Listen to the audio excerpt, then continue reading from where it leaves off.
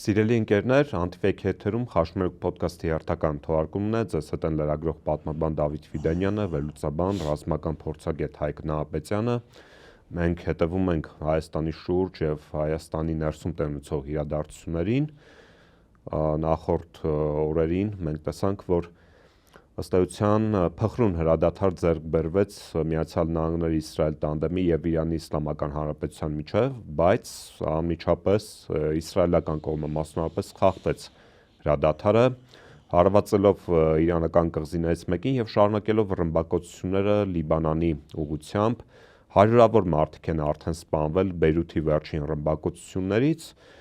եւ մենք տեսնում ենք, որ իսրայելական կողմը ըստ էության բնավ չի ցանկանում հրադադար Իրանի Իսլամական Հանրապետության հետ եւ վերջերս Բիբի Նեթանյահուն հայտարարեց, որ Իրանում դեռ իրենք անելիքներ ունեն եւ չլուծված նպատակներ, որոնք պետք է իրագործվեն։ Պարոն Նահապետյան, ըստ ձեզ ինչու ձեռք բերվեց այս հրադադարը եւ ովքեր են շահառուները հիմնական։ Վստահաբար մի տարբերակ չի, մի քանի տարբերակ է, որտեղ մենք կարող ենք ենթադրություն անել, մեծ հավանականությամբ տարբերակներից մեկն է, բայց վստահաբար մեկը չի։ Ընդ որում, Միացյալ Նահանգների կողմից ուշադրություն դարձրեք, 2 օր առաջ այդ հայտնի Իրանի գերագույն խորհրդի անվտանգության խաղաղության ծրագիրն է 10 կետանոց հրապարակում։ Դրա վերաբերյալ հրապարակումը Տրամպը երեք ինչ ասում է, այս ինչ սրիկաններ են, ով այս կետերը դրել, ով ասում, որ այս կետերի շուրջ բանակցություն է, մենք մեր կետերը ունենք, այս սա ԶԼՄ-ներն են, մենք սա հետ կապ չունենք, մենք մեր պայմաններն ենք թելադրում։ Այսինքն այդ կտրուկ եւ որակապես փոփոխություն ինչ-որ բան հետ կապված է, չէ՞, եւ գիտեք ինչ հետ է կապված։ Իսրայելի կողմից Լիբանանի եւ առաջներտին Բեյրութի նկատմամբ այս 40 օրյա պատերազմի մեջ ընթացքում ամենամեծ, ամենաաննախադեպ հրթիռակոծություն, ռմբակոծություն, ընդ որում թիրախները, խաղաղ բնակիչներ, շենքեր, քաղաքացիական ենթակառույցներ։ Ինչու, այսինքն Իսրայելին չասում, ասում ես ձախողում եմ։ Առանց ինձ եք պայմանավորվել։ Ասում է, լավ, դուք գնացեք Իրանի հետ բանակցեք, բայց ես իմ հարցերը տիլուց եմ, ասենք Իրանի հետ չէ, բայց Լիբանան Հեզբոլլա ես խնդիր եմ դրել, որ ռազմական գործողությունները շարունակելու եմ։ Մոտավորապես Բիբին Տրամպին ուղարկեց նատրի բուկվը, այդ բանով, հրթիռակոծությամբ, ռմբակոծությամբ, ինչքան զոհեր եղան եւ ինչքան վիրավորներ։ Աննախադեպ էր, նման բան չէ։ Հարյուրավոր եւ գերակշիռ մի քանի հազար, հələ այդ շենքերի մեջից դիակների շատ փոքր մասն են հանել։ Այնպես չէ, այսինքն դեռ մարդիկ չգիտեն ինչքան են հանելու եւ ինչքան զոհված ու վիրավոր կա։ Սա ինչ է նշանակում, որ նախաձեռնությունը ԱՄՆ-ինն էր, վստահաբար ԱՄՆ-ը համաձայնվել էր այդ 10 կետի շուրջ խոսել, որի վերաբերյալ իդեպ Տրամպը իր մոտ դրել էր։ Հետո Իսրայելի այդ քայլից հետո ԱՄՆ-ի նախագահը ասեց, չէ, ես սրա հետ կապ չունեմ, մայա խատը սկրայը, ով ա դրել, ինչ ա դրել, խի են դրել, ես իրազեկ չեմ։ Իրեն այդ նոր գնահատման բերեց Լիբանանի հրթիռակոծում եւ ռմբահարումները։ Բայց այսօր առավոտյան ձեր ասած Բիբին Նեթանյահուն ասել է մենք համաձայն ենք, չենք խփում Լիբանանին, բանակցում ենք, բայց պայման ունենք։ Պայմանը հետեւյալն է. Լիբանանի կառավարությունը, ինչպես նախկինում ասել ենք, չեր արել, դի զինաթափի Հեզբոլլա։ Այսինքն սրա նպատակը որն է։ Փորձ արվում Լիբանանի բանակը, իսկ Հեզբոլլա զինված խմբավորման տարբեր գնահատականներ կա մինչև 80,000, ընդ որում փորձառու եւ մոտիվացված։ Լիբանանյան բանակը ավելի քիչ է։ Փորձում է Լիբանանի ներսում առաջացնել քաղաքացիական պատերազմ, պարզ եմ ասում։ Ասում է մենք չենք խփում այդ ժողովուրդը, որ մահացավ։ Իդեպ այդ հարվածները ասում է կապ չուներ, մենք քաղաքացիական ենթակառույցներին չենք խփել, խփել ենք Հեզբոլլայի կուտակման, հավաքման, կառավարման կետերին։ Իրենք էլ միտումնավոր գնում են այնպիսի տեղեր են կուտակվում, որտեղ երեխաներ այո, կան այդ եւ հատուկ են անում, մենք չունենք։ Դե հասկանում ենք, չէ՞ որ մենք հեգնում ենք, անկարծ մեզ լուրջ չընդունեն, լուրջ չասեն։ Դե չես իշխանությունին շատ չկա, կասեն այսպիսի գնահատական են տվել։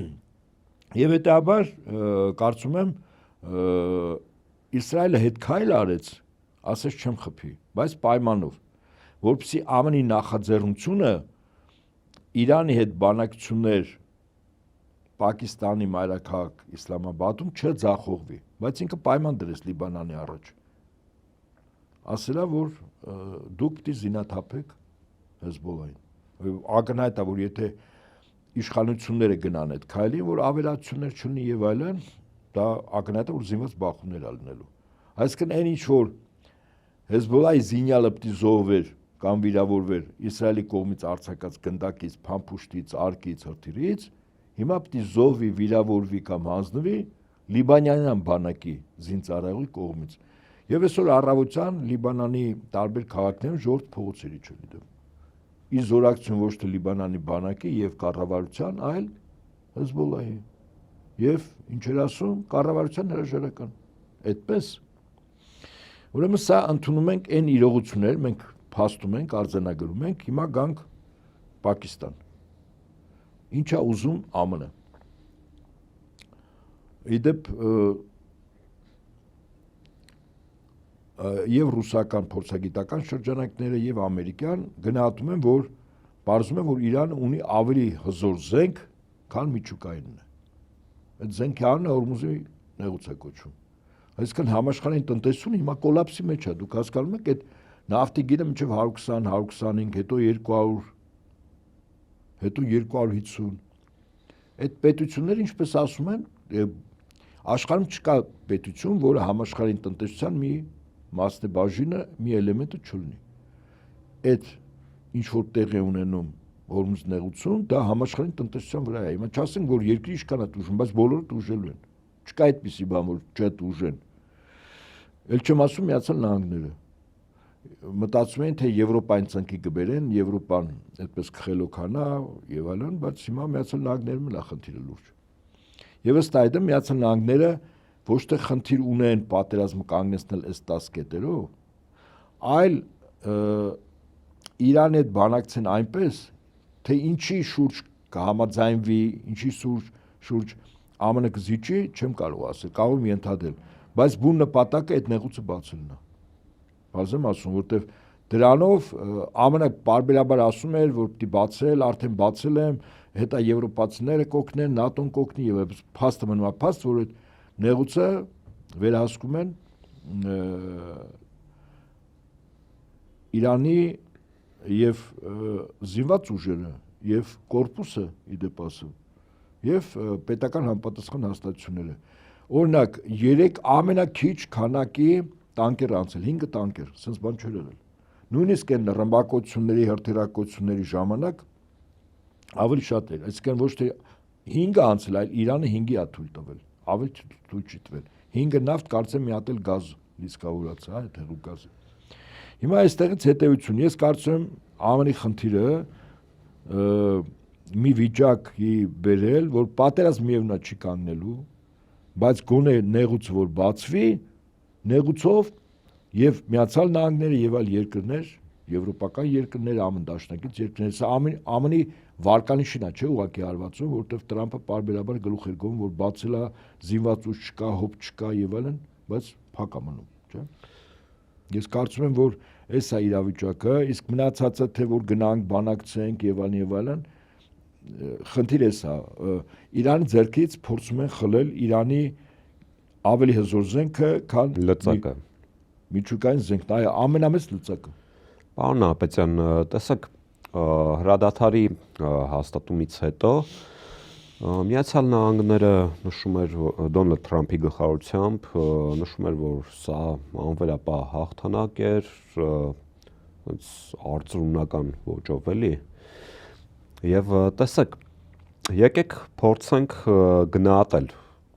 արկա իրավիճակը, որտեղ գոնե այս փուլում ինչ-որ չափով այդ գործողությունները դադարեցված են։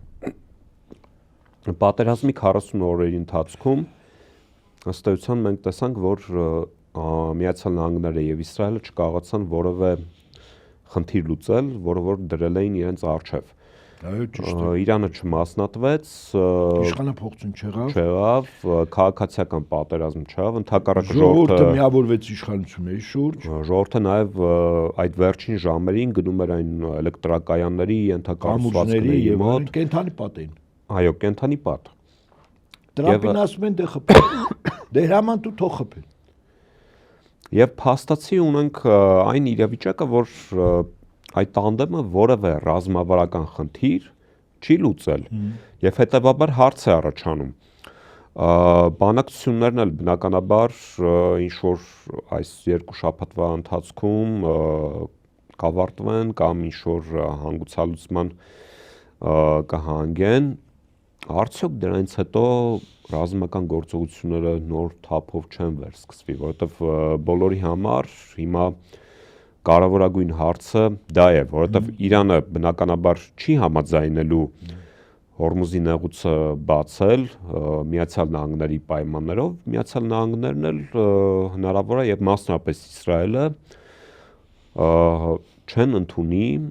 Իրանի Իսլամական Հանրապետության առաջ քաշած պայմանները։ Իրանը իհարկե բանակցային այս ֆորմատում շատ ավելի շահեկան դիրքում է, որովհետև բանակցում են իր կետերի շուրջ։ Բայց դա չի երաշխավորում այն, որ Միացյալ Նահանգները եւ Իսրայելը լիովին կընդունեն Իրանի Իսլամական Հանրապետության պայմանները եւ նորից հանգում ենք փակուղային իրավիճակի։ Հիմա եկեք գնահատենք այսպես, հա, ասում է Իգրա на время, ժամանակի վրա է խաղ գնում։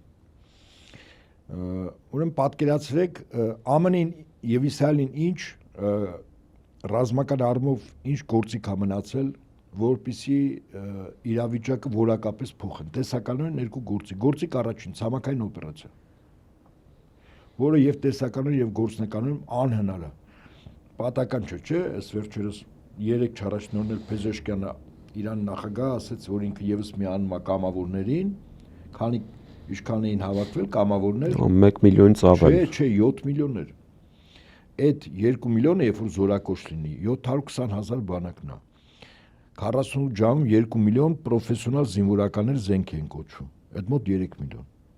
7 միլիոն իր աշխարհազորն է։ 7 միլիոն կամավոր գրվել էր։ Հիմա այդ զորքի դեմ լավ 7-ը հիմա կարող է կրակում են, թեև չեմ հավատում, որտեվ այն ողջավորությունը, որ մենք տեսանք Իրանի քաղաքացիների մոտ, դա շատ իրատեսական է, այդ մարդիկ կենթանի պատ են սարքում, ասում են պատրաստում զոհը խփի։ Դա ուզում ասեմ, այդ թիվը այդպես օդից վերցրած չի։ Հիմա ցամաքային օպերացիա անելու համար դու առնվազն այդ 3 միլիոնանոց բանակի հարձակողական գործողության համար համապատասխան զին անձնակազմություն ունես։ Այդ առնվազն պատերազմի օրենքներով 2-3 անգամ այդ նվազագույնն եմ ասում, 10 միլիոն։ 10 միլիոն մարդ որտեղ է հավաքելու արգելից։ Նախ 10 միլիոն բանակ չկա։ Ինչպես ասում են բոլորին Եվրամիությունը, ՆԱՏՕ-ի անդամ երկրները դաշնակիցները չկան, ասում չեն գալիս, մենք կապ չունենք դրա հետ։ Պատերազմը չի։ Հիմա այս երկիրը ասենք միլիոն կես բանակ ունի ամբողջ աշխարհով ծրված։ Այդ բանակը իրականում մահակ է տվյալ երկրների իշխանությունների գլխին։ Այդ բանակը իմաստ է տել։ Այսինքն բանակը մոտիվացիա չունի մտնի մոտ հեռավորության կարճ մարտի մեջ ու չփախնի։ Բարձր եմ ասում, ինքը վերակացու է հոգեբանությունը մավանը բաց աչքերով նայող զինվորի հոգեվիճակից էականորեն տարբերվում է, չէ՞, վերակացուն մի բան է, իսկ իրենք վերակացուներ են այդ 102-ից ավել բազաների իմաստը ո՞րն է, վերակացու այդպիսի գործառույթ են իրականացնում։ Խելոք չմնացին այդ բանակով, բազայով, ռազմաբազայով անձնակազմով այդ երկի կամ էլ կազմակերպվեն իշխանությունը հակընդդեմ կամ հակառակ քայլեր չանի, այդ բազան ապահովում է նոր իշխանության գալուն։ Բազայի անձնակազմը, իսկ ամերիկյան բազաների իմաստը դա։ Հետաբար ինքը այն զինվորը չէ, որ պատրաստ է կյանքի գնով հրաման կատարելու։ Հետաբար ցամաքային օպերացիան բացառում են։ Կարող է մի կղզու մեջ մտնեն, բայց այդ տխմարությունը եթե անեն, մի քանի հազար զոհ բավարար է, որ ուղղակի ամերիկան ժողովրդի փողոց։ Իրենք հոգեբանորեն պատրաստ չեն 100,000-ավոր կամ տասնյակ հազարավոր կամ մի քանի հազար զոհի։ Հոգեբանորեն Ամերիկայի քաղաքացին պատրաստ չի հարգելիս կուշտ ուտող, վայելքների մեջ, կյանքը միջև խորցերություն, գրգիրներով ապրող, տարբեր դեղահաբերով եւ այլն ապրող մարդը պատրաստ չի գնալ կորստի եւ այդ կորստի դիմաց ինքը չնդվզի։ Այսինքն մի քանի հազար զոհ են երկու կղզին որ վերցնեն, Նրանց համար խնդրեմ այո։ Սա վիետնամական սինդրոմն է աշխատել։ Ժողովուրդը շնորհիվ է փողոց, իշխանափոխություն։ Բայց դեմոկրատները տեսնվել մեկ էլ երկնքից մանան կարող անգնել, չէ՞։ Վստահաբար իրենք առաջնորդելու են մինչև նոյեմբերի կոնգրես միջանկյալ ընտրությունները այդ գործընթացը գնալու է գետնի վրա։ Եթե հանկարծ այդ գործընթացի մեջ Տրամպը համառեց, ասեց ոչ, ձեզ վստահեցնում եմ, ԱՄՆ-ում քաղաքացիական պատերազմ է սկսելու։ Կրակելու են իրար վրա եւ նահանգներ անջատվի։ Հիմա ես կարծում եմ Տրամպի վարչակազմը մասնագետները գոնե ոչ թե խեղկատակները, որից մեկը բանա Պենտագոնի ղեկավարն է, մյուսը չգիտեմ։ Թեքստը։ Հա։ Մասնագետները հստակ գիտեն, որ ցամաքային օպերացիան բացառվում է։ Կղզի վերցնել ժամանակավորապես եւ կորուստներ տալ լուրջ կորուստներ մեծ ռիսկային է։ Հետաբար մնում է միջուկային զենք, ուրիշ բան չունեն։ Եվ մնում է նաեւ իրագործել այն սպառնալիքը, որը որ Թրամփը ասում էր, հարվածել։ Չէ, ոնց իրագործի։ Դե այդ հարվածը ինքը միջուկայինի սպառնալիք է, որ ասում էր այդ քաղաքակրթությունը կվերանա, քարեդար կգնա, բայց հիմա սրանք ինչ են ձգտում։ Ձգտում են տնտեսության քրիտիկական ենթակառուցվածքների ոչնչացում։ Այսինքն էլեկտրականներ, կամուրջներ, օդանավականներ եւ այլն։ Բայց ժողովուրդը իջավ, ասաց սպանի մեզ։ Կարող ես կրակի, ասենք 5000 զոհ այսինչ կամուրջի վրա, 10000 զոհ այսինչ էլեկտրական, դու պատկերացնում ես աշխարհում չա կատարվելու։ Տրամպից տտառը չի մնա, իսկ Բիբին այդ ժամանակ արագ կհամբարձվի երկինք, իր նախնիների մոտ։ Այդ երկու արագ իշխանափոխություն անել, որովհետև այդտեղի ռազմական եւ քաղաքական վերնախավը հասկանալու է, որ տասնյակ հազարավոր զոհեր Իրանում, այդ նշանակում է, որ Իրանի ձեռքերը դու ամբողջովին կապանքներից բաց ես թողում, չէ՞։ Եվ այդ ժամանակ Իսրայելի վրա ի՞նչն է աշխատելու։ Հիպերձայնային արագության փրթիռները, որը չի որսում երկաթե գմբեթի կողմից, ուղիղ գնալու են այդ բաների վրա։ Միջուկային ռեակտորի եւ զինանոցի միջուկային հրթիռների պաուսների վրա։ Հիմա, այսինքն ժողովուրդը կանխեց հյուծող պատերազմի շարունակությունը, այսինքն խնդիրը Իրանին այնքան հյուծելներ, այդ ամեն ինչը ոչնչացնել, հա, որ Իրանի ղեկավարությունը ասել իսկապես հայտնում եմ քարեդար, գնամ ինչ պայման է ուզում, գնամ հանձնվեմ։ Եվ այդ ծրագրի ձախողումը առաջին հերթին եւ ուղղակիորեն ասոցացվում է Իրանի քաղաքացիների հետ, անկախ ազգային պատկանելությունից։ Իրենք կասեցեցին իրանց կենթանի պատով։ Այսինքն դա եւս կանգնեց, հա, հյուծել, ոչնչացնել, որ հետո ղեկավարություն հանձնվի։ Եվ մեսիջ ուղարկվեց Իրանի ղեկավարությանը, որ իրանք պատրաստ են նստել բանակցություն, այ դրանից հետո այդ կենթանի պատից հետո այս թեման բացվեց։ 10 կետը ճիշտ է, ճիշտ է։ Բանակցությունների, այո։ Իհարկե։ Հիմա 10 կետի համար ԱՄՆ ըստիս մի խնդիր ունի։ Ամեն ինչ անել, ինչ խոստանալ, ոնց խոստանալ եւ այլն, միայն այդ խոստումը զիջումների իր համար մահացու չլինի, միայն Հորմուզի նեղուցը բացվի։ Այս բան ես առավել քան վստահաբար եմ ասում, բանակցությունները ԱՄՆ-ի ներկայացուցիչների կողմից գնում է այդ նեղուցի բացումը։ Որտեղ Տրամպը եւ այդ իր փքված հնդուհավ պատերազմի նախարարը ես մտածում եմ մեր մոտի դեգեներատներն են տենց բավականին բարձր պրոբի, բարձրացնում է Ամերիկայում ավելի մեծ դեգեներատներ կան։ Եվ ԱՄՆ նախագահը ներկայացնի, որ տեսեք, ես բացեցի, ես հաղթեցի, Իրանը զիջեց, ինքը այդպես չէ՞ պիտի ներկայացնի։ Ես ճնշեցի, Իրանը հանձնվեց, հերթական 20-րդ, 50-րդ, 100-րդ անգամ Իրանը հանձնվել է, ժողովուրդ, ուղղակի դե մենք չենք ասում էլի տենց որ հանձնում է, բայց դե ես գիտեմ որ հանձնում է, էլի, որ չիմանան, ված չզգան, էլի միկրոինֆարկտներ, բաներ չխփի այդ մարդկանց։ Այսինքն բուն նպատակը այսօր բանակցություններ էսա։ Բայց այդտեղ խնդիրը լրիվ հիմա ուրիշ հարթություն է։ Ես վստահաբար եմ ասում, հիմա այստեղ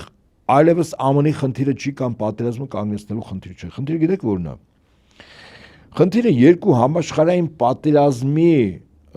սանձազերծողների վերջն արդյունքում ստացած իրենց հաղթաթուղթը ոչնչացնելն է։ Առաջին եւ երկրորդ համաշխարհային պատերազմները դա դոլարի համաշխարհային տիրապետություն հաստատելու նպատակ էր հետապնդում։ Եթե հիշում ես, մենք այլ տաղավարից միասին այս թեմայով խոսել ենք, այդ թվում նաև Տիտանիկի, այսպես ասենք, կործանման բուն պատճառները, չէ՞։ Իսկ երկրորդ համաշխարհային պատերազմը չի ավարտվել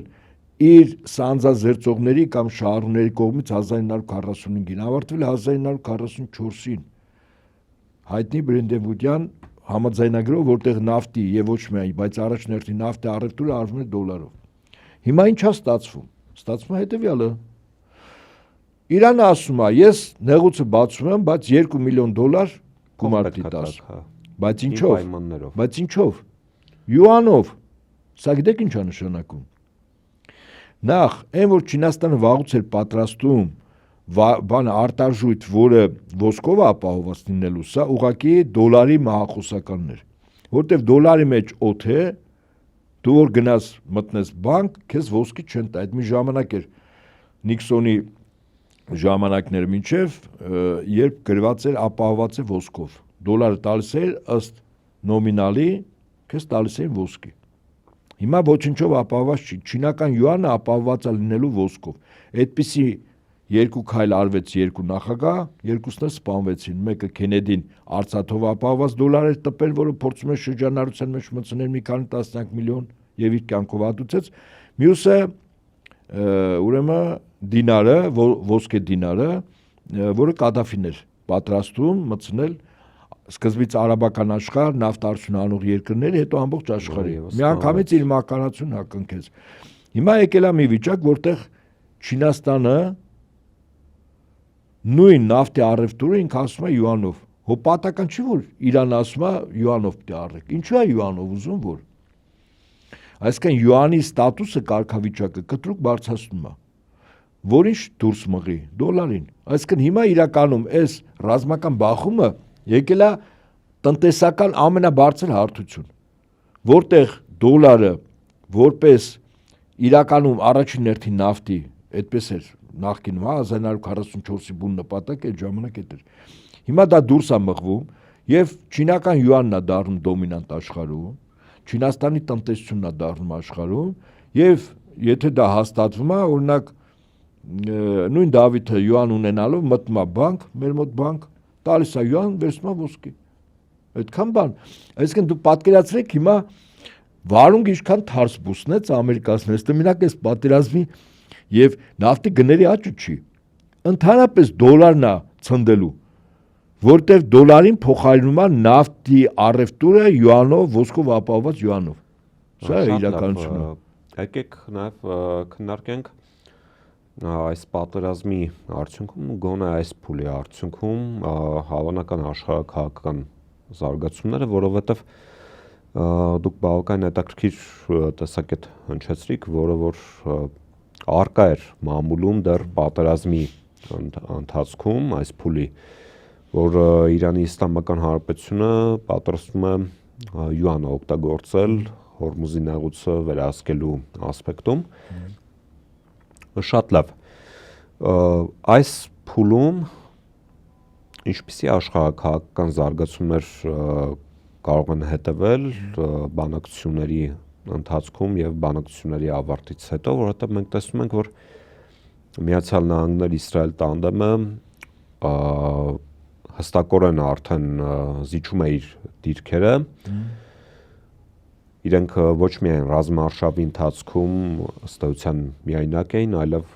շարունակում են միայնակ մնալ Իրանի հարցում եւ բավականին հետաքրքիր է այն, որ ըստ էության այս պատերազմից շահեց ռուսական կողմը նավթի գների բարձրացման առումով, իրենց սկսեցին նավթ գնել, Թրամփը վերացրեց պատժամիջոցների որոշակի հատվածը, որը որ կապված էր նավթային արդյունաբերության հետ ռուսական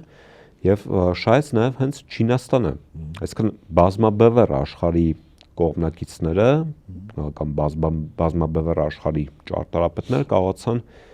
այս պատերազմից քաղել այն ինչ որ իրենց պետք էր։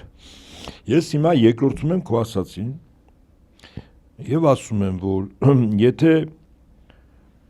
Միացյալ Նահանգների խնդիրը Չինաստանի տնտեսությունը թուլացնելն էր կամ ոչնչացնելը, որպես իրեն միակ մրցակից, նախ դա չեղավ,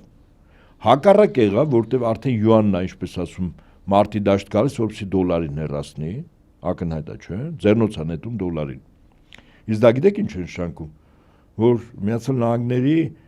ոչ միայն համաշխարհային տիրապետությունը որպես հեգեմոն եւ միաբևեռ աշխարհ չի կայանա, այլև ինքը մի երկիր է, որը աշխարհում ամենամեծ պարտապանն է։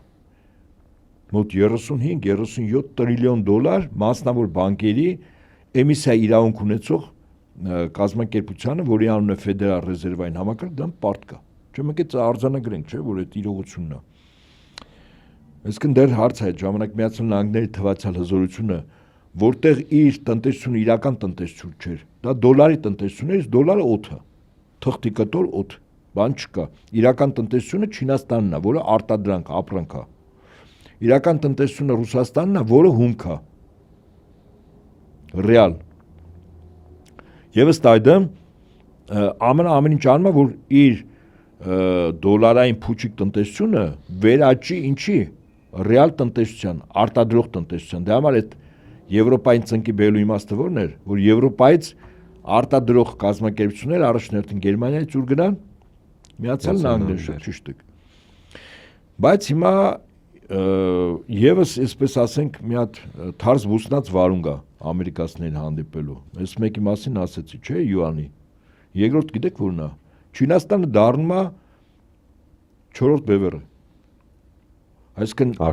աշխարհի 3 բևեռեր՝ Ռուսաստան, Միացյալ Նահանգներ, Չինաստան։ Միացյալ Նահանգները այս կռիվը, որպեսզի երկրորդ բևեռը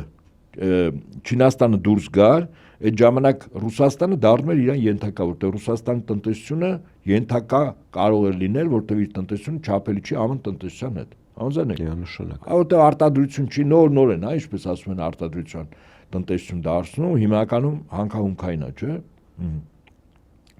Եվ այս առումով ԱՄՆ-ի ներկայիս վարչակազմի եւ ԱՄՆ ազգային էլիտայի հաշվարկները པարզ են, բայց հիմա Չինաստանի տնտեսությունը կա, ավելին ավելի հզորանալը, որտեվ ոսկով ապահովված յուանն է խաղի մեջ մտնում, որը հայտ է ներկայացնում նվազագույնը մրցակիցն էր դոլարին, իսկ առավելագույնը դոլարին ուղարկել աղբաման, որտեվ դոլարը ոչով ապահովված չի, իսկ իր յուանը ոսկով ապահովված ըննելու պլյուս նավթով, ես կարծում եմ, նավթն էլ է իր համար որպես ակտիվ դառնալու։ Հիմա փաստացի 4-րդ պետությունը որպես բևեռ է դառնում։ Իրանը, այո, մահմեդական աշխարհում առաջին հերթին, թեև 20% էլ չկան շիա մահմեդականները, բայց կյանքը ցույց է տալիս, որ ես չեմ բացառում արաբական աշխարհում առաջին հերթին Պարսից ծոցի երկրներում շեյխերի կառավարման ինստիտուտը ոչնչացվի, ուղղակի ժողովուրդը տապալի եւ դրան անհրաժեշտ բային Իրանը օժանդակություն ցույց տա, թե այնտեղ սուննի մահմեդական են, շիա չեն, բայց կապ չունի։ Այսինքն Իրանը դառնա առաջին հերթին մահմեդական աշխարհի որպես ավանգարդ պետություն, ինչպես ժամանակին Սաուդյան Արաբիայի տարածքում էր ոչ այդ պետության անունով սաուդիտներ չէին, բայց Մուհամմեդ Մարգարեի հետ կապված մահմեդական աշխարհի երկու սրբավայրը գտնվում է Սաուդյան Արաբիայում։ Մեքքան ծննդավայր, Մեդինան թաղման վայր, գերեզման։ Երրորդ սրբավայրը Երուսաղեմ, Ալ-Ակսան։ Եվ Թուրքիան, որ մի քանի 100 տարի իսլամ աշխարհի դրոշն է պահել խալիֆայությունով, Օսմանյան կայսրությունով եւ այլն, հա, բայց մեծ հաշվով իսլամական պետություն ա եղել։ Հիմա Թուրքիան եւ սաուդիտները Սաուդյան Արաբիան մրցակից էին։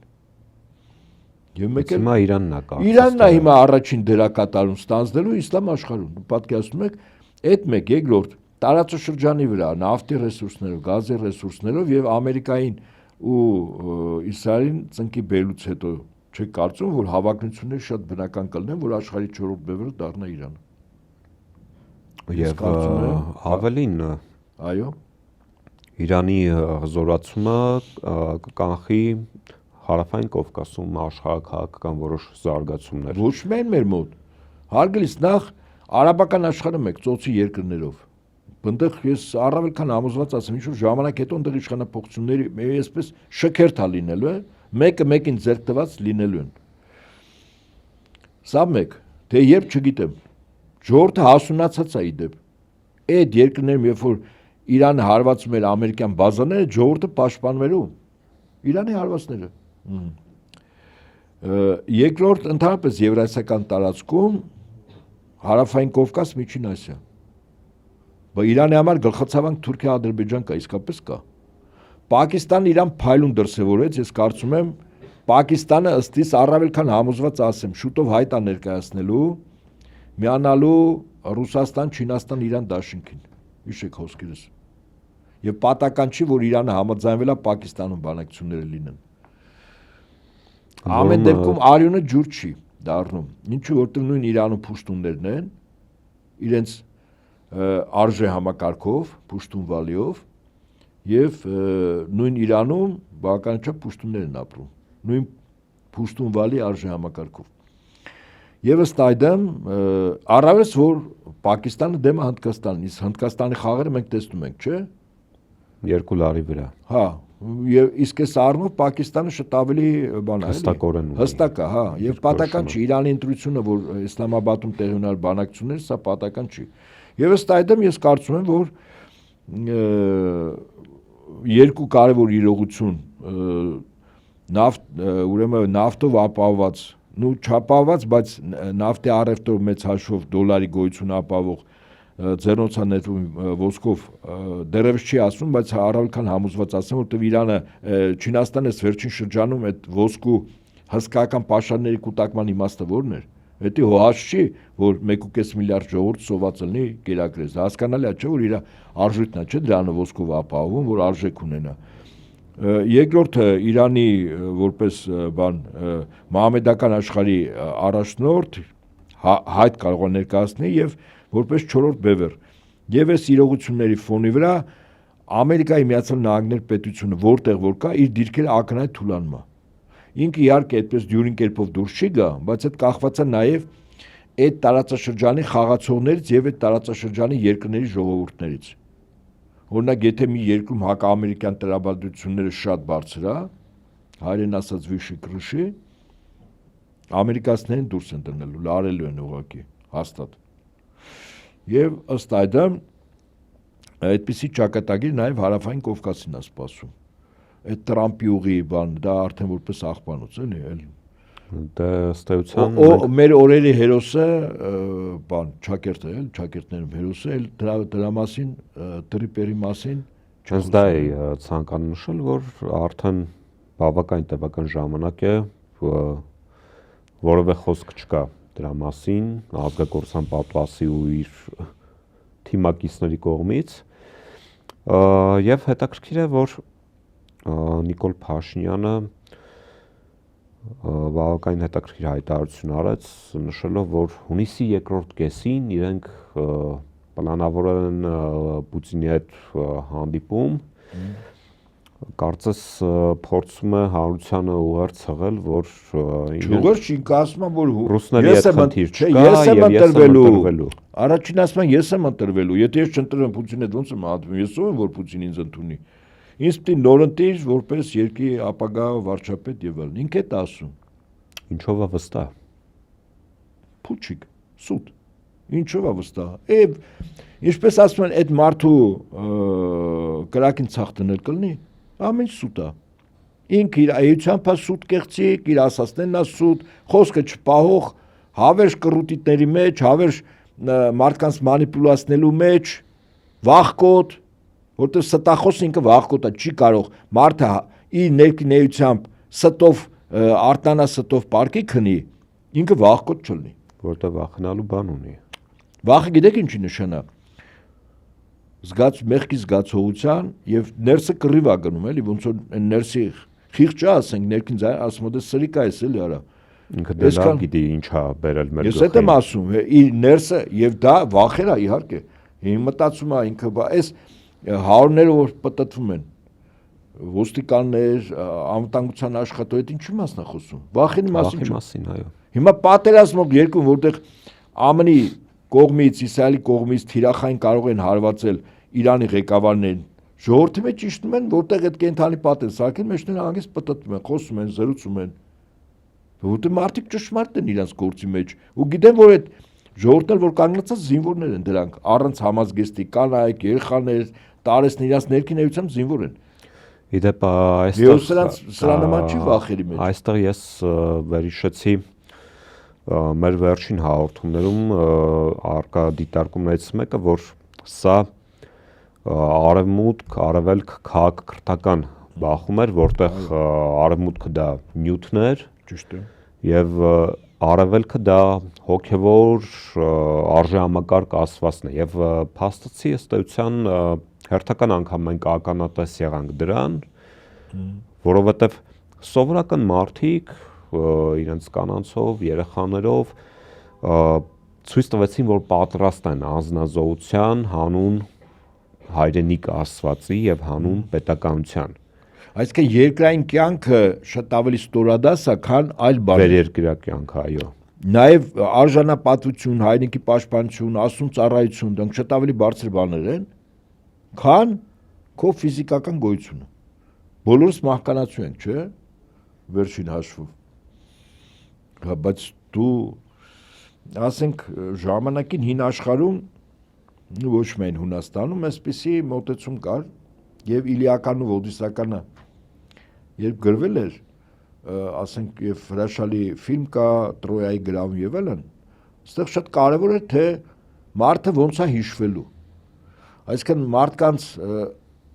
ընկալումները հետեւյալն էր։ Դու ոնց ես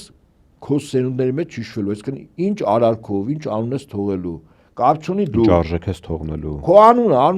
անունը գործով է, չէ՞։ Եվ մարդիկ ձգտում էին անել նու հիմնականում ռազմի դաշտում քաջագործություն, որ իրանց քաջագործությունը որից մեկը երկար ժամանակ չէր կարող կատարել։ Հետաքրքիր է, չէ՞։ Այսինքն այդ ժամանակ դու մահվան արդեն հաղթել ես, չէ՞, եթե նման ձևով ես։ Իսկ հիմա արևմուտք ինքը նյութն է, այսինքն մամոնան։ Արևելքը ինքը հոգին է։ Երեք միաստվածություն դավանող կրոնները որտեղ է ծնվել։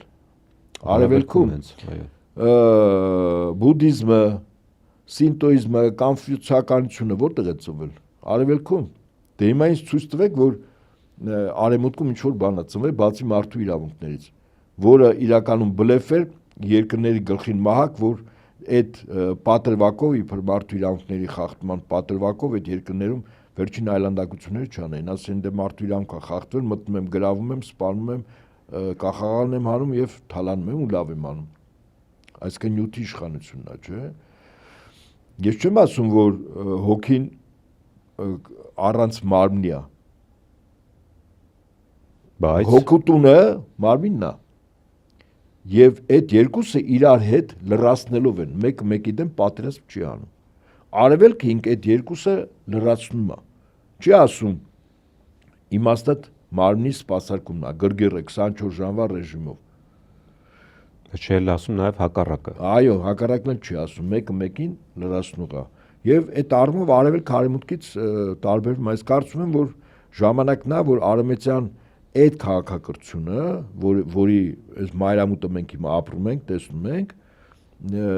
գնա իր մայրցամաք, որ հետո ընդեղ էլ թեման փակվի եւ վերջին հաշվով թաղման արարողության երաշխությունը հնչեցնեն։ Ես կարծում եմ, որ եւ հիշում եք, այս տաղավարի շատ վաղուց եմ ասել, այդ թվում նաեւ երբ վարում էին Վազգենը եւ Նարեկը, ասում է իրենք զարմացել են, ասում է ՆԱՏՕ-ն լուծարվելու է, Եվրամիությունը լուծարվելու է, չի լինելու այդ կառույցները, արգելներս։ Եվ իսկապես հիմա մենք զգում ենք, որ Եվրամիությունը լուծարվում է։ Զգում ենք։ ՆԱՏՕ-ն առավելապես։ ՆԱՏՕ-ն առավելապես։ Սա ինչ է, այսինքն երբ որ դու process-ը տեսնում ես, իսկ հստակ process-ը չէ գնում։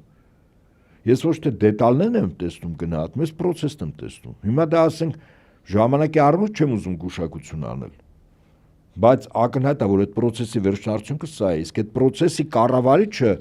ինքը տանում է process-ը, ուրիշ էլ չի կարող կամ այլ տնտեսական process սկսի, որ դրան խոչընդոտի կամ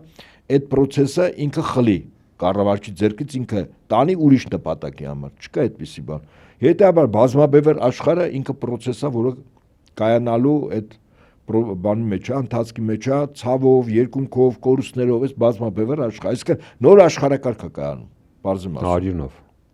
Բա հիմա այդպես ցանկացած նոր այս կարգի բանն էլ անգամ երեխայի ծնունդը ցավերով չի լինում, չէ՞, ոնց որ թե նաև արյունով, չէ՞։ Եվ այդ առումով ես միտքս ավարտեմ, Դավիթ։ Եվ այդ առումով մենք հիմա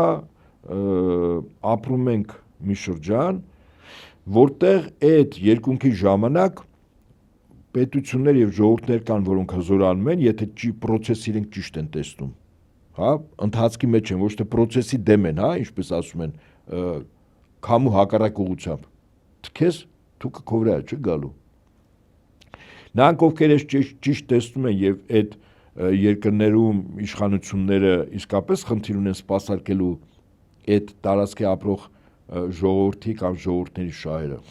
Իրենք շահեկան են դուրս գալու, այսինքն եւ տարածքային առումով են հաղթելու եւ դութական առումով եւ այլն։ Նրանք ովքեր հակառակ են գնում, իրանք կորցնելու են։ Հիմա ես սա ինչու եմ ես մանրամասնում, մեզ մոտ Հայաստանում իշխանությունն է, որը նախ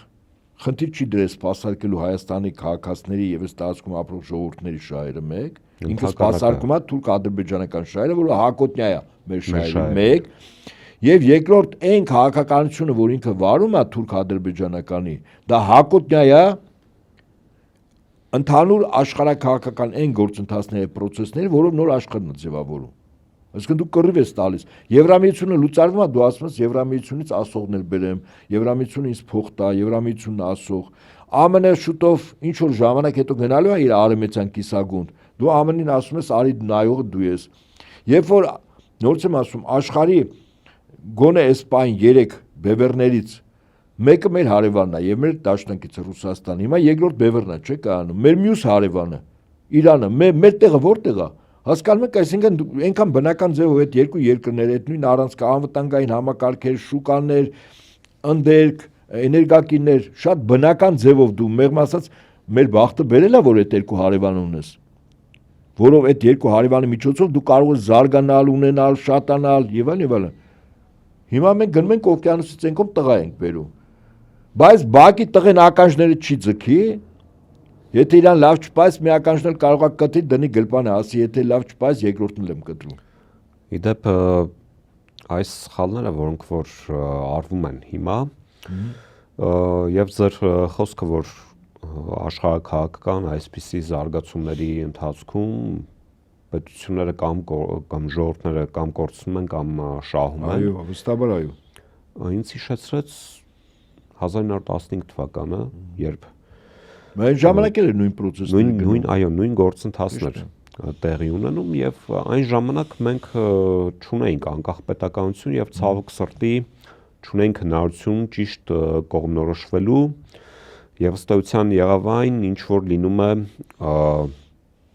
այդպիսի ժողովուրդների հետ։ Իրավիճակը համարժեք չգնահատող եւ էլիտա չունեցող ժողովրդի հետ ցավոք սրտի հետ էր։ Այո։ Եվ ըստ էության մենք այսօր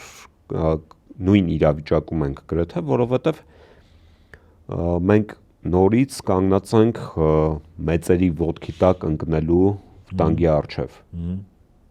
որը որ ինչպես նշեցի, մեր պատմության մեջ եղել է։ Հիմա զես մենք ինչ պետք է անենք, որպեսզի այդ շրջափուլից, կորուստների եւ ցեղասպանությունների շրջափուլից կարողանանք դուրս գալ։ Նախ ես որպեսի ասենք լավ, տեսականորեն նայենք process-ը հասկանում ենք։ Մասնագետներ process-ները հասկանում են, գիտեն որտեղ պետք լինեն լուծումները, այս խնդիրների լուծումները մենք տեսնում ենք։ Բայց առաջինը քո երկրի իշխանությունը չի սպասարկում քո երկրի ժողովրդի ազգային պետական շահերը։ Շատ պարզ է։ Ով խոչընդոտում է, որ դու ճիշտ այդ հունի մեջ մտնես, ինքը պետք է հեռանա, այդքան բան, առաջին քայլը։ Հետո նախ իշխանության կան նրանք, ովքեր իրավիճակը համարժեք են գնահատում։ Եվ այդ մարդի կապ չունի, որ ինքը անպայման պատգամավոր լինի կառավարության անդամ, մասնագետ է։ Եվ իշխանությունը եթե խելացի ականջալուր լինի, որ այդ մարդկանց գնահատականները, հա, կամ իրենց ներգրավել համապատասխան կառույցներում, վերլուծական եւ այլն։ Եթե իրավիճակը համարժեք գնահատում է, ժողովուրդ իշխանություն դառնում է մի հավաքականություն եւ փորձում է նախեն կորուստները, վտանգները, որ կա սպառնալիքները դա արագ կանգնեցնել եւ երկրորդ այս process-ի մեջ բական շայկան դուրս գալ։ Ես օրինակ զուգահեռ բերեմ 1918 թիվ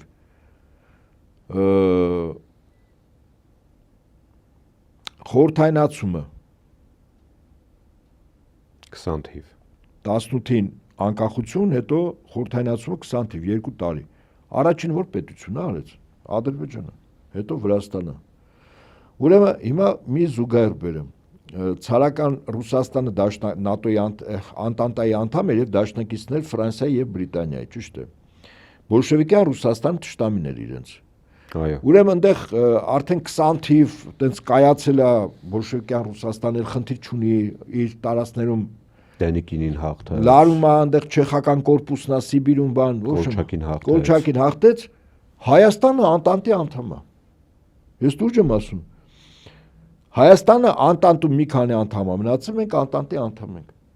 Այսինքն մենք անգամ այդ process-ը չենք տեսել։ Որը որ չապահովեց մեր անվտանգությունը։ Իհարկե, ավելին Անտանտը ամեն ինչ արեց, որ մենք Թուրքիայի հետ պատերազմենք եւ փայլուն կերպով պարտվենք, որ ստորագրվի դեկտեմբեր 2-ի խայտարակ պայմանագիր։ Ինչու՞։ Որտեղ բրիտանացիք հաշվել էին։ Սենց թենեց Հայաստանից ինչ որ մի մաս գնալու է բոլշևիկյան Ռուսաստանի հետ տարբեր ձևաչափով ընդհանուր միության մեջ։ Կամ կարող է ուղղակի այն ժամանակ միություն չլներ, ուղղակի որպես տարած մտներ։ Ինչքան քիչ մտներ, այդքան օգուտ է։ Իսկ ով չէր գնա Ռուսաստան հետ, Թուրքիան։ Հետաբար Թուրքիային հնարավորություն տրվեց, որ Հայաստանից առավելագույն պոկի, որովհետեւ Ռուսաստանի հետ Հայաստանից առավելագույն քիչը գնա։ Բարձեմ ասում, թե ինչու այդ մեզ իբր զինեցին, մարզեցին բրիտանացիք, հետո խայտարակ կերպով պարտվեցին թուրքերին։ Ալեքսանդրապոլի պայմանագրի 20 դեկտեմբերի 2։ Հիմա նույն process-ն է արգելիս, նույն process-ը։ Եվ այնտեղ հաշվել են վաղ թե ուշ ուզենք, չուզենք, այդ process-ները մենք չենք կարող խոչընդոտել, կանգնեցնել։ Հիմա ինչքան փոքր տարածքով, քիչ կամ ընդհանրապես չլինի Հայաստանը մտի նոր աշխարհի այս տարածաշրջանային ուրեմն կազմավորումների մեջ, իսկ դա լինելու է անկախ մեր կամքից ուզենք, չուզենք, հա, թող որոշ տխմարներ ու տգետներ թռչկոտեն, ասեն բանը։ Մենք ինքնիշխան ենք, մենք ինքնիշխան ենք, մենք ինքնիշխան ենք։ Մի 10 անգամ ասեն, ինք իրենք համոզեն, տիպիկ աղանդավորական մոտեցում էլի, մի 50 անգամ ասում ես, հետո Գեբելսյան մոտեցում։ Հա, հետո հավատում ես, որ այդ հիմարությունը ճիշտ է, էլի հիմարություն չի։ Եվ սկսում ես ուրիշներին համոզել։ Եվ հետաբար նորից եմ ասում, արևմուտքին օրինակ խնդիր կա, ինչքան փոքր տարածքով Ադրբեջանը, Վրաստանը, Հայաստանը այս նոր միավորների հետ լինեն, տարբեր ձևաչափերով։ Օրինակ Ռուսաստանն 1000 տարի պետք չի որ դու մտնես իր կազմի մեջ քո խնդիրներով։ Ինք քո վրա ավելի փողեր է ծախսելու, եթե սենց ավելի առարկայական ասենք։ Կամ Ուկրաինան դառնա իր մաս։ Դու պատկասես Ուկրաինայով ինչքան ներդրում տանի Ռուսաստանը, որ վերականգնի։ Որ վերականգնի, իհարկե։ Եվ այս առումով ես գնահատում եմ, որ առաջին խնդիրը իշխանությունները պետք է գնան այնտեղ, որտեղ իրենց 8 տարվա իբր կառավարչական հատկություններով երկիրը այս կրախի առաջ կանգնեցնելուց հետո պետք է հայտնվեն պատմության աղբանոցումը։ Պետք է գնան այնտեղ, որ նոր իշխանությունները նախ process-ը ճիշտ գնահատեն, արագ անվտանգային խնդիրները լուծեն, դա հաշված շաբաթների ամիսների ընթացքում հնարավոր է, որովհետեւ այդ մեր գլխին այդ սուրը դամոկամուր կախված է դա վերանա, որից հետո արդեն ճիշտ process-ի մեջ ճիշտ քաղաքականություն, տնտեսությունն է, քաղաքականությունն է, դիվանագիտությունն է, արժեհամակարգն է, անվտանգությունն է, պաշտպանությունն է, այդ բոլորը սկսեն քայլ այդ կորուստներից հետո մենք ոտք կանգնենք, կարծում սա է։ Նիկոլ Փաշինյանը անթակույց կերպով ցուցադրում է իր վախերը, շատերի գնահատմամբ իր այդ կարճ ուղերձները կամ տեսահոլովակները ոչ այլ ինչ են, քան վախի դրսևորում, եւ երեք բավականին հետաքրքիր մի հայտարարություն եղավ նրա կողմից, որի համաձայն ըստ Սամվել Կարապետյանի ունեցվածքը պատրաստվում է նա խլել։ Դու լավ է, ստեղ են ասես, ուրիշ արձագանք չտա, խլել։ Ինքով է որ խլի։ Հարգելի Սամվել Կարապետյանի ունեցվածքը միայն Հայաստանում չի։ Չէ, խլել չասես բոմժ եմ սարքելու։ Նախ բոմժը ինչ է։ Օրինակ եթե բացես Безопределённого места жительства, ինչ կապ ունի։ Այսինքն որ գլխին տանիք չի ունենալու։ Հիմա ասես այ խելոք դու անհաշվետու միտք ես ասել։ Սամվել Կարապետյան հոմյային Հայաստան Հանրապետություն ներդրում չունի, ունի բավականաչափ, բայց Սամվել Կարապետյանի ներդրումները ամբողջ աշխարհում նաև Ռուսաստանում։ Այստեղ են որ ասում է, ինգեր կարող է փրկչի թոզնա վրա դրե, այդ թոզը մաքրի, որ տակը տենաս ինչ փուճիկ ես։ Ընդհանրապես ասեղով ծակում ես, մի հատ գմփունալում, քեզից բան չի մնում։ Այն առումով, որ դու ոչինչ ես։ Որ ընդհանրապես ստախոս ես եւ այն քեզ բերել են իշխանության, ես ասում եմ, այս հայտարարությունները ես որ կարդում եմ, ասենց վերամբարձ, շատ, հեսա աշխարհը մեջտեղից կիսենք, բան եւ այլն։ Սա գիտեք ինձ ինչն է հիշեցնում։ Բուլգակովի շանսիրտը։ Շնից կառավարիչ սարքեցին, որ հետո ինչպես ասում են, այդ շունը իսկապես իրան թված մարդի կարգավիճակը որ ինքն է երկրի տերը, շատ արագ բերեցին 5 կարգավիճակին։ Ասին եղածը շունա գնա շան կարգավիճակով էլ ապրի։ Այս շատ նման է։ Սա Զելենսկին, Սաակաշվիլին էլ ով կա։ Մի օքել Արգենտինայում կա, մի խեղկատակ այդ նույն բուծարանից դուրս եկած Տրամփ ավելի մեծ կալիբրի, այդ Արգենտինայի նախագահն էլ ոսկին իբր բան տես խիստ հայնասեր բան, ոսկին տարավ երկրի ոսկին բան։ Բրիտանիա հիմա դա Արգենտինայի ոսկին իդեպ ասեմ ձեզ։ Այդպես թաքուն լցեց ու տարավ։